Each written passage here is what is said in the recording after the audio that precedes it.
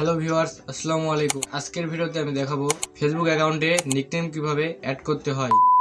আপনার ফেসবুক পেজে nickname add করার জন্য সর্বপ্রথম আপনার ফোন থেকে ফেসবুকের অফিসিয়াল অ্যাপটি ওপেন করে নেবেন।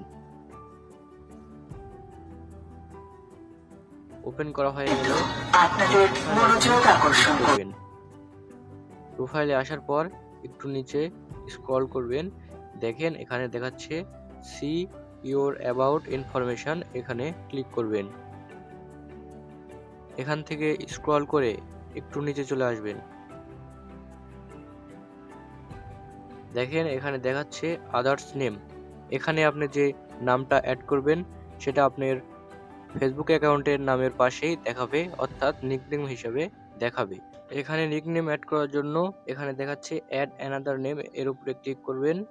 ক্লিক করার পর ঠিক এরকম ইন্টারফেস আপনার সামনে শো হবে।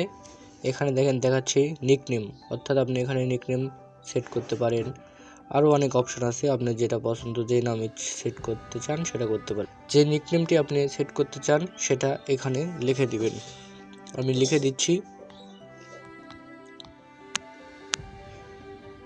লিখে দেওয়া হয়ে গেলে এখানে টিক মার্ক দিয়ে দিবেন।